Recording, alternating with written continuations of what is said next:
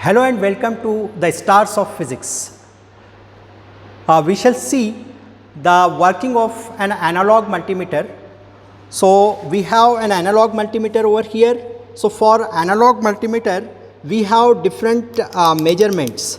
Say, first of all, I will show you these resistance measurement. This below one, they are nothing but resistance measurement. So, for this, we have this above. The uppermost line is a 0, 5, 10. So, it shows nothing but the resistance measurement values there. And these are the multipliers. Say for example, if your resistance is at 100 and the resistance is at 10 and the multiplier is suppose 10K, it means that the resistance value is 10 multiplied by 10K, that is 100K. So, like that we have these different multipliers multiplied by 1, multiplied by 10, multiplied by 100. Then we have multiplied by 1K means multiplied by 1000 ohm. Then we have multiplied by 10K means multiplied by 10,000 ohms. And this is off, to make this multimeter off. Now, first of all, we will do a resistance measurement. For doing resistance measurement, I need different resistances. So, I think yeah. So, I have a resistance here.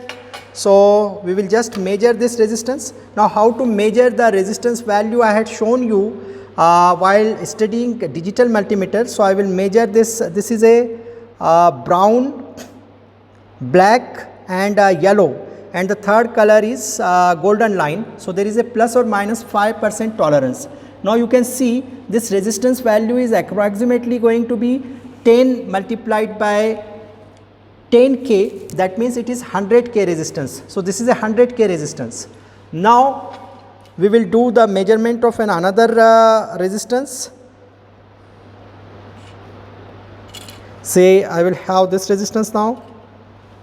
Now, see here, this resistance is having all the three colors as red, red, red, and the tolerance is plus minus 5%. So, it is showing around a 2K. So, 2 kilo ohm is the value of this resistance. Now, I will do a diode measurement. For doing diode measurement, you have to keep this knob at the low values of the resistance. So, I will keep it at multiplied by 10, and now we will see.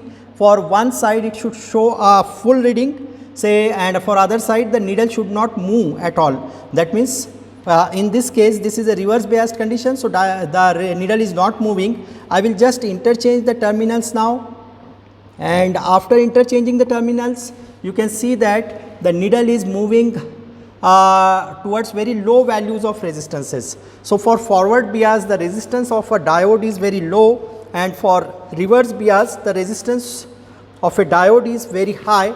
So, with the help of this analog multimeter we can do this measurement. Now, we will see how to do the AC voltage measurements. So, see here, these are the different AC voltages we can measure. We can measure up to 50 volt, 250 volt and 1000 volt. Please be careful for measuring high voltages. Actually, you should not try high voltages unless under supervision of any senior people.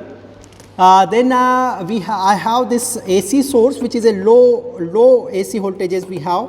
So, we will just measure these different AC voltages. I will just keep it on the this knob, lower knob. Yeah. See here, this is the 2 volt AC. Then I will just increase this. This is around 3 volt. Then I will again increase this voltage. So, we will get again higher values. Now, remember, for AC this one is there. You can see, I think this one is the AC voltage range. Then next again I had increased this. Then and again I had further increased this. So, like this we can do AC voltage measurements also with the help of an analog multimeter. Now, we shall see the measurement of DC voltages. So, for that purpose I will just change the supply here, supply to the DC eliminator battery. So, we have a DC battery now. Now, for measuring DC voltage measurements, we have to keep this knob on the DC side here. So we have this DC side, I will keep it on 10 volt range, and I will just connect it is positive and negative in a proper way, positive to positive and negative to negative. And now you can see that we are getting a 2 volt voltage, then we get 4 volt, then we get this around 6.5 or 7 volt, then we have got 8 or 9 volt, then we have this is going out of range. So if it goes out of range, you just move the knob to the next range. So I will just move the knob to 50 volt range, 0 to 50 volt range, and now we will do the measurement. Now you can see it is showing around 50 volt for the DC voltage measurement, it is showing around 10 volt for the DC voltage measurement, and it is showing around 12 volt for the DC voltage measurement.